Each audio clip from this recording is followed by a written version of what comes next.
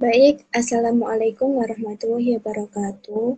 Salam Om Swastiastu, Namo Buddhaya, salam kebajikan.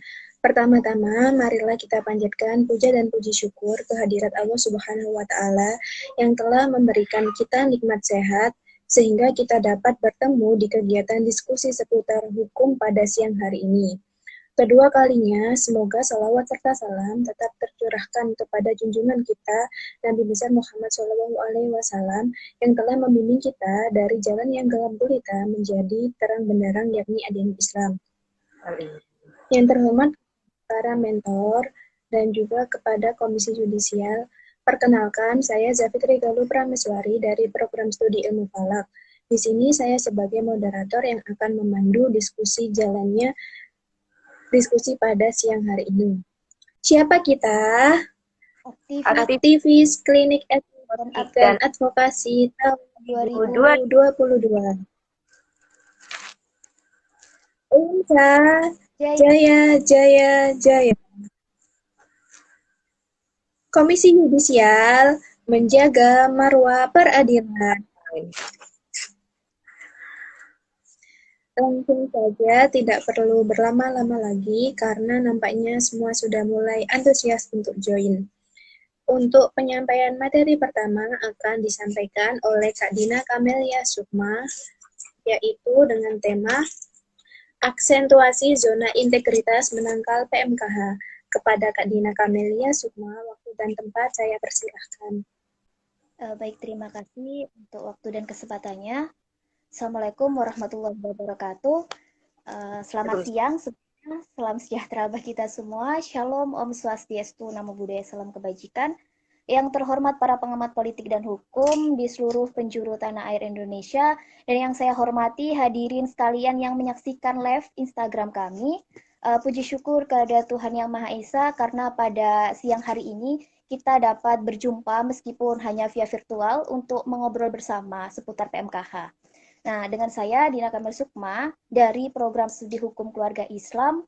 Di sini saya akan mempersembahkan kegiatan kampanye online dengan tema aksentuasi zona integritas menangkal PMKH. Nah, ketika kita berbicara terkait dengan PMKH yang merupakan sebuah isu perbuatan merendahkan kehormatan dan keluhuran martabat hakim, perlu kiranya untuk kita dikhususkan secara lebih komprehensif. Nah,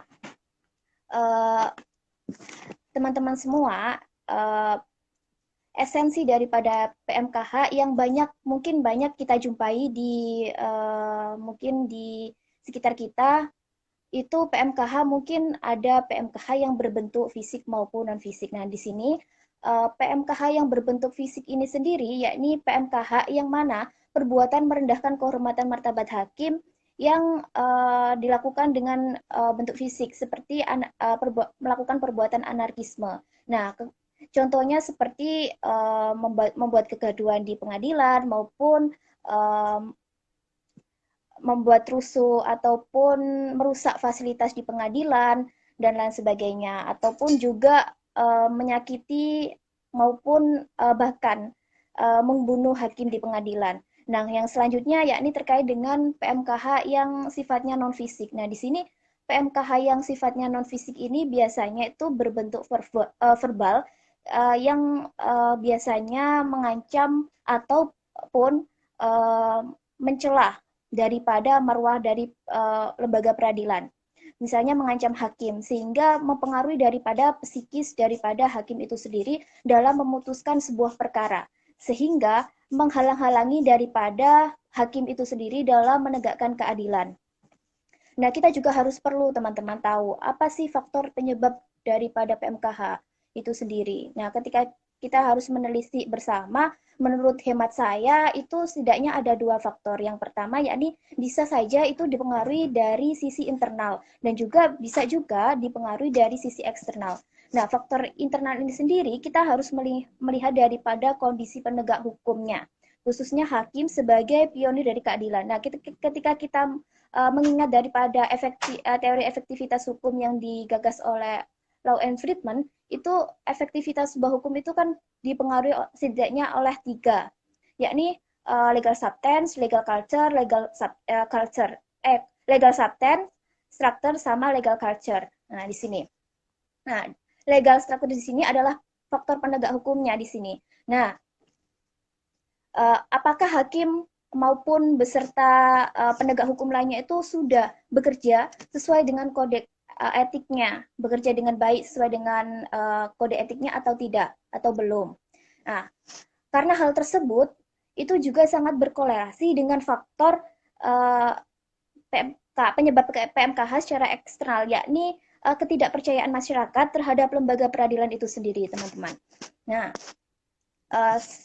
sebagaimana kita ketahui bersama ya, mungkin akhir-akhir ini tuh seperti yang kasus yang saya lansir dari portal Detik Jatim bahwa Kementerian Pemberdayaan Aparatur Negara dan Reformasi Birokrasi atau PAN-RB itu akhir-akhir ini juga telah mencabut predikat wilayah bebas korupsi atau WBK dari 4 satuan unit kerja pemerintah. Salah satunya yakni di Pengadilan Negeri Surabaya. Nah, yang dinyatakan tidak memenuhi kriteria predikat zona integritas setelah terjaringnya operasi tangkap tangan kasus suap oleh Hakim Pengadilan Negeri Surabaya. Nah, itu teman-teman. Oleh karena itu, hanya karena ulah dari beberapa, mungkin dari sebagian oknum saja yang memiliki figur yang kurang baik, yang tidak sesuai dengan kode etik profesi, sehingga secara tidak langsung juga turut membuat atau berpengaruh terhadap persepsi publik terhadap citra lembaga peradilan itu sendiri. Sehingga menjaga marwah pengadilan di sini menurut saya pribadi bukanlah suatu tugas dari kelompok tertentu maupun dari individu tertentu, melainkan menjaga marwah hakim di pengadilan ini adalah tanggung jawab kita bersama. Perlu kontribusi dan integrasi dari segenap elemen untuk turut mencegah dan juga meminimalisir dari PMKH itu sendiri. Mungkin sekian itu saja yang dapat saya sampaikan. Untuk selanjutnya saya kembalikan kepada Mbak Moderator. Terima kasih. Baik, terima kasih Kak Dina. Untuk selanjutnya, yakni akan dijelaskan oleh Kak Wardah mengenai urgensi menjaga marwah hakim di pengadilan. Kepada Kak Wardah, waktu dan tempat saya persilahkan.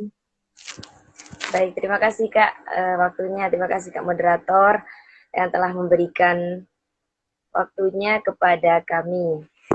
Nah, di sini perkenalkan terlebih dahulu, nama saya Dewi Wardah, mahasiswa Prodi Hukum Ekonomi Syariah, Fakultas Syariah dan Hukum UIN Sunan Ampel Surabaya yang merupakan aktivis klinik etik dan advokasi 2022. Pertama-tama yang kami hormati mentor klinik etik dan advokasi Fakultas Syariah dan Hukum UIN Sunan Ampel Surabaya. Yang kami hormati Ketua Komisi Yudisial Republik Indonesia.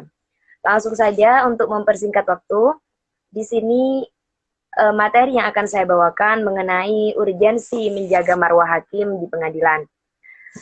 Sebagaimana yang telah kita ketahui bersama bahwa Indonesia merupakan negara hukum yang menjunjung tinggi keadilan. Nah, sebagai negara hukum, tentu Indonesia memiliki lembaga pengadilan yang independen. Sebagai lembaga yang independen, tentu memiliki makna adalah lembaga pengadilan yang bebas intervensi dari pihak manapun, baik itu internal maupun eksternal. Sebagai institusi hukum yang diharapkan dapat mewujudkan keadilan, tentu pengadilan harus dijunjung tinggi marwahnya. Pengadilan hukum di Indonesia, penegakan hukum di Indonesia itu harus diberikan kelancaran serta perlindungan terhadap gangguan-gangguan, baik itu dari pihak luar maupun pihak dalam sendiri. Dan pengadilan sebagai institusi penegakan hukum di Indonesia harus bebas dari intervensi sehingga terciptanya tujuan hukum tanpa memandang siapapun itu. Dan aktor utama dalam menjaga marwah pengadilan itu sendiri adalah hakim. Hakim dianggap sebagai wakil Tuhan di dunia, maka tentu hakim haruslah memiliki integritas dalam menjaga marwah pengadilan itu sendiri. Dalam menjaga marwah pengadilan, terdapat 2 faktor penting yang diperhatikan. Yang pertama, faktor internal, faktor internal dalam pengadilan itu sendiri, dan yang kedua faktor eksternal. Nah, di sini faktor internalnya sendiri adalah hakim. Sebagai pihak internal pengadilan tentu harus menjunjung tinggi marwah pengadilan. Hakim harus berperilaku sesuai ketentuan etika yang sudah ditentukan sebelumnya dengan beberapa batasan-batasan yang tentu harus diperhatikan oleh hakim. Untuk kode etik hakim ini sendiri akan dijelaskan oleh pemateri ketiga. Dan kode etik hakim itu diatur dalam keputusan bersama MARI dengan Komisi Yudisial RI nomor 047-KMA-SKB-4-2009 dan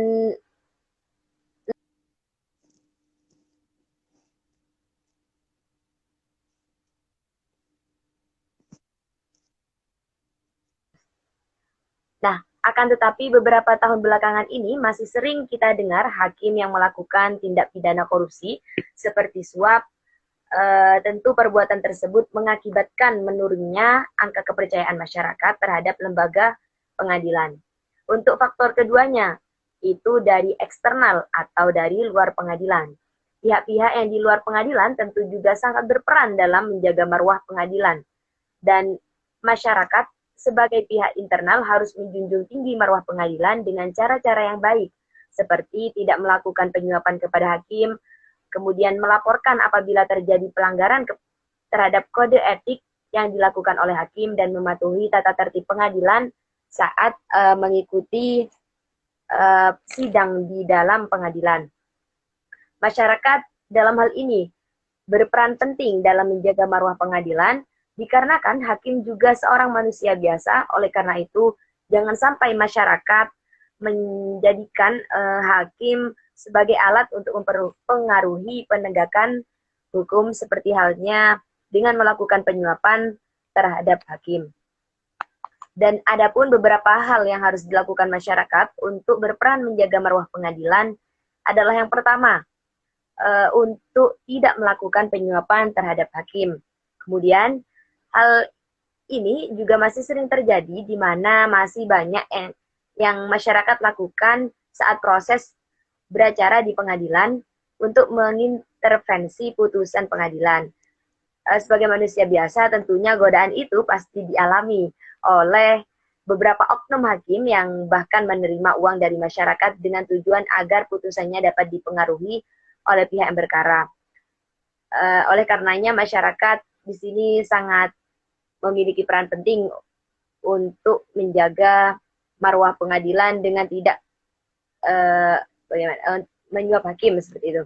Kemudian kedua, masyarakat bisa melaporkan hal-hal yang melanggar ketentuan perundang-undangan yang dilakukan oleh internal pengadilan. Selain masyarakat, tentunya juga yang berpengaruh yaitu penasihat hukum atau advokat. Di sini penasihat hukum dan advokat memiliki peran untuk menjaga marwah pengadilan. Seperti itu. Jadi untuk menjaga marwah hakim di pengadilan ini sendiri ada dua faktor internal dan eksternal. Terima kasih dari kami. Kurang lebihnya mohon maaf, kami kembalikan kepada kakak moderator.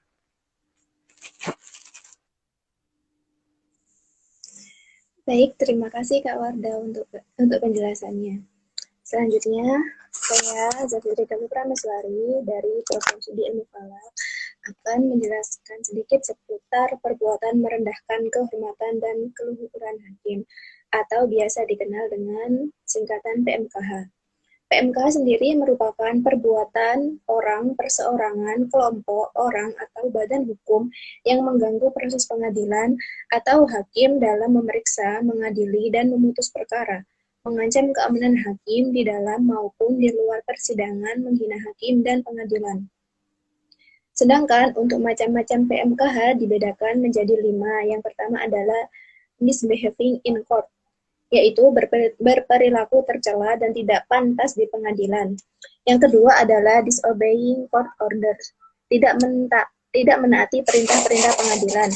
Dan yang ketiga adalah scandalizing the court, yaitu menyerang integritas dan impartialitas pengadilan, dan yang keempat adalah obstructing justice, yaitu menghalangi jalannya penyelenggaraan pengadilan, dan yang terakhir adalah sub judice rule. Perbuatan-perbuatan penghinaan terhadap pengadilan dilakukan dengan cara pemberitahuan atau publikasi. Sedangkan untuk contoh dari kasus PMKH yang pertama adalah hakim dari Pengadilan Negeri Banyuwangi diserang oleh aktivis anti-masker. Kasus ini bermula saat Muhammad Yunus Wahyudi, seorang warga Banyuwangi, yang tiba-tiba menyerang hakim usai dibacakan vonisnya oleh Majelis Hakim Pengadilan Negeri Banyuwangi. Untuk motif penyerangannya sendiri belum diketahui, namun pria tersebut baru saja divonis 3 tahun penjara oleh Hakim Pengadilan Banyuwangi akibat menyebarkan berita hoaks di media sosial dengan mengatakan bahwa di Banyuwangi tidak ada COVID-19. Ia juga dijerat dengan Undang-Undang ITE. Untuk kasus kedua adalah Pasutri asal Sidoarjo yang menghina Majelis Hakim Pengadilan Negeri Surabaya. Buntual dan Tutik Rahayu, yaitu merupakan pasutri asal Sidoarjo, menghina institusi pengadilan serta majelis hakim akibat tidak puasnya dengan putusan yang diberikan oleh majelis hakim. Kejadian bermula dari status Facebook keduanya menulis untuk tidak percaya pada pengadilan yang bobrok, hakim yang bisa dibeli dan hakim yang bisa disuap. Atas unggahannya tersebut, keduanya dijerat dengan pasal Undang-Undang ITE. Bahkan dalam pengadilan pun keduanya masih saja berbuat merendahkan institusi pengadilan dan majelis hakim. Mereka mengatakan langsung putus saja yang mulia dan melakukan walkout. Padahal jika dilihat menurut undang-undang, bila seseorang tidak puas atas putusan pengadilan bisa melakukan banding, kasasi, dan peninjauan kembali tidak dengan cara menjelekkan institusi bahkan sampai keluar dari pengadilan. Dan yang ketiga adalah kasus Hakim Sunarso dari Pengadilan Negeri Jakarta pada tahun 2019 yang diserang oleh pengacara bernama Desrizal Caniago. Saat sidang masih berjalan, pelaku menyerang hakim dengan memakai tali pinggangnya, sehingga menyebabkan Hakim Sunarso dan beberapa hakim anggota lainnya mengalami luka akibat sabetan ikat pinggang tersebut. Dan yang keempat adalah Habib Rizik Syihab pernah mempersulit persidangan saat digelar secara online. Bahkan beliau dan kuasa hukumnya juga sempat beberapa kali merendahkan peradilan. Beliau dan kuasa hukumnya juga sempat keluar dari persidangan. Mereka menolak sidang secara online, serta dalam persidangan lainnya, Munawwarman, yaitu kuasa hukumnya, sempat membentak jaksa penuntut umum. Dari beberapa contoh di atas dapat ditarik kesimpulan bahwa ada faktor penyebab adanya PMKH. Yang pertama adalah kurangnya rasa percaya terhadap dunia peradilan. Yang kedua, adanya jaminan kebebasan berpendapat dan kebebasan pers yang terkadang menerobos sendi-sendi rule of law. Dan yang ketiga, minimnya pengetahuan masyarakat akan hukum yang berlaku. Yang keempat, tidak puasnya terhadap hasil putusan. Yang kelima, tidak puasnya akan layanan di pengadilan. Dan yang terakhir adalah tidak puas dengan sikap petugas di pengadilan. Adapun landasan hukum dilarangnya PMKH terdapat pada pasal 207 KUHP yang mengatakan barang siapa sengaja di muka umum baik lisan atau tulisan menghina penguasa atau badan hukum diancam pidana penjara 1 tahun 6 bulan dan denda paling banyak Rp4.500. Dan juga terdapat pada pasal 217 KUHP yang apabila membuat kegaduhan dalam sidang diancam pidana penjara 2 minggu atau denda paling banyak Rp1.800. Adapun alasan dari pelarangan PMKH yang pertama adalah pengadilan merupakan pilar utama dalam hukum dan keadilan. Yang kedua, hakim merupakan figur sentral dalam peradilan. Dan yang ketiga, hakim merupakan pelaksana utama dalam fungsi pengadilan. Lalu, adapun upaya yang dapat dilakukan dalam meminimalisir kejadian PMKH, yang pertama adalah internalisasi kode etik dan pedoman perilaku hakim KEPPH yang berdasarkan surat keputusan bersama Ketua Mahkamah Agung Republik Indonesia dan Komisi Yudisial nomor 47/4/SKB/4/2009/2/SKB/P.KY/4/2009 di mana penting bagi hakim untuk berkehendak dan bertekad untuk menjaga kehormatannya sendiri. Jika tanpa hakim menjaga kehormatannya sendiri terlebih dahulu, maka PMKH tidak dapat dicegah. Yang kedua adalah melibatkan perguruan tinggi, karena dari perguruan tinggi akan menghasilkan sosok-sosok calon penegak hukum di masa depan, dengan peran dosen yang tak kalah pentingnya dengan memberikan pengetahuan dan pemahaman yang baik sejak perkuliahan tentang kode etik profesi hukum, sehingga mereka akan dapat bertugas dan bekerja dengan baik serta menjunjung tinggi kode etik. Yang ketiga adalah mensosialisasikan hukum dan mengadakan penyuluhan kepada masyarakat untuk mencegah PMKH. Yang keempat adalah mengamankan jalannya pengadilan dengan menempatkan polisi khusus di pengadilan dan meningkatkan sarana dan prasarana pengamanan di pengadilan. Yang selanjutnya adalah mempertegas sanksi terhadap pelaku PMKH dan memberikan pelaku tindak lanjut di pengadilan. Dan yang terakhir adalah mengadakan koordinasi dan sinergitas yang rutin antar sesama penegak hukum demi mewujudkannya peradilan yang bebas dan kekerasan dari PMKH. Sekian penjelasan dari kami, dari Kak Dina, Kak Wardah, dan saya sendiri. Selanjutnya, apabila ada yang ingin ditanyakan, silahkan ditanyakan.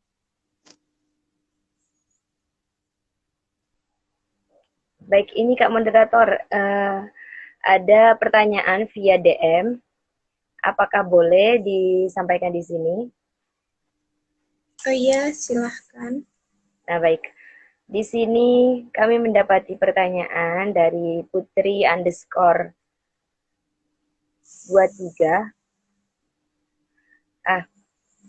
Di sini dia menanyakan, apakah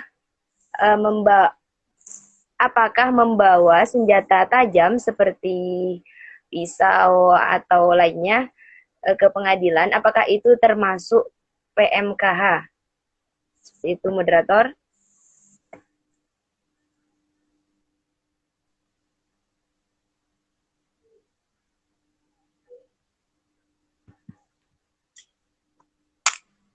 Baik, apakah sudah dicatat, Kak Zafitri? Sebentar ya, saya ulangi dulu pertanyaannya. Apakah membawa senjata tajam atau lainnya dalam pengadilan itu termasuk PMKH? Benar seperti itu, Kak Wardah? Benar. Sementara hanya itu yang masuk ke kami via DM. Pertanyaannya, tolong teman-teman lainnya apabila jawabannya kurang memuaskan bisa ditambahkan, atau apabila ada jawaban yang salah atau kurang tolong ditambahkan ya. Apakah membawa senjata tajam atau lainnya di dalam pengadilan, apakah itu termasuk PMKH? Itu akan termasuk PMKH apabila barang tersebut digunakan untuk mencelakai hakim. Tapi sebelum barang tersebut dibawa masuk ke pengadilan, di semua pengadilan terdapat tata tertib umum yang harus ditaati oleh semua peserta atau oleh semua orang yang hadir di dalam pengadilan. Yang mana setiap orang, salah satunya nih, setiap orang dilarang membawa senjata api, senjata tajam, bahan peledak atau alat maupun benda apapun yang dapat membahayakan keamanan sidang, kecuali aparatur keamanan yang bertugas. Jadi, sebelum masuk ke ruang pengadilan, pastinya akan ada pemeriksaan terlebih dahulu. Dan kalau misalnya ada orang yang kedapatan nih, membawa barang tajam, pasti barang itu akan disita terlebih dahulu oleh petugas. Dan orang itu baru bisa masuk. Kurang lebih seperti itu. Apakah ada tambahan dari Kak Wardah atau Kak Dina? Baik, izin menambahi sedikit. Betul yang dikatakan oleh Kak Zafitri, bahwa dalam tata tertib umum di pengadilan sendiri terdapat poin ke-5, larangan untuk membawa senjata api, senjata tajam, bahan peledak atau alat apapun benda yang dapat membahayakan keamanan sidang. Dan hal tersebut dikatakan PMKH jika sampai melukai atau membuat gaduh di pengadilan seperti itu. Nah, petugas keamanan itu akan menggeledah setiap apa yang dicurigai setiap apa yang dibawa oleh peserta atau apa petugas yang akan hadir di pengadilan seperti itu. Jadi karena udah ada petugas keamanan yang menggeledah, jadi kemungkinan kecil untuk ada orang yang membawa senjata tajam ke pengadilan. Mungkin hanya itu sedikit tambahan dari kami. Mungkin Kak Dina ingin menambahkan, monggo Kak. Ya, sedikit menambahkan seperti yang telah disampaikan sama Kak Zafitri sama Kak Wardah, memang seperti itu. Kalau menurut saya memang seperti itu. Jadi larangan untuk membawa senjata tajam itu hanya berbentuk aturan, dalam artian aturan larangan untuk tidak membawa senjata tajam di pengadilan. Dan itu nanti juga ada petugas keamanan yang akan memeriksa setiap pengunjung yang datang ke pengadilan itu. Nah, ketika senjata tajam itu tidak digunakan untuk menyelakai hakim atau untuk mengancam hakim atau untuk menghalang-halangi jalannya peradilan, maka itu masih belum dikategorikan sebagai PMKH. Karena di sini adanya PMKH itu melahirkan sebuah advokasi hakim. Kita melindungi hakim. Bukan berarti kita melindungi hakimnya ataupun melindungi daripada gedung pengadilannya, tetapi kita melindungi daripada keadilan atau justice di situ. Nah, ketika hakim di situ yang notabene penegak hukum berkewajiban untuk menegakkan hukum. Nah, ketika hakim tersebut diserang, maka dari situ kita memberikan keadilan bagi hakim dengan adanya advokasi hakim. Nah, di situ yang kita lindungi bukan gedung pengadilan ataupun perseorangannya, tetapi yang kita dilindungi atau advokasi hakim itu adalah keadilan atau justice itu sendiri. Mungkin itu tambahan dari saya. Terima kasih. Terima kasih untuk Kak Dina dan Kak Wardah.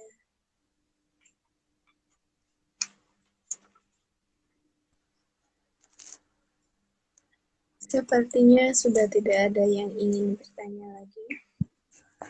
Ya Kak, bagaimana untuk dahulu sesi itu di akhir atau gimana? Gimana Kak Dina sama Kak Wardah? Mungkin closing terlebih dahulu dari teman-teman. Oke. Apa Kak Wardah? Mungkin bisa memberikan closing statement dulu. Oke. Kesimpulannya dari live kami pada siang hari ini, bahwa menjaga marwah pengadilan, terutama marwah hakim, itu bukan tugas dari satu orang atau individu, akan tetapi merupakan tanggung jawab kita bersama. Mungkin cukup itu statement dari saya. Apabila ada salah kata atau kurang lebihnya, saya mohon maaf atas nama saya pribadi dan juga atas nama Kak Dina dan juga Kak Wardah. Mohon maaf apabila ada salah kata dan lain sebagainya. Sekian acara kampanye online PMKH pada siang hari ini. Silahkan ditunggu di next episode selanjutnya.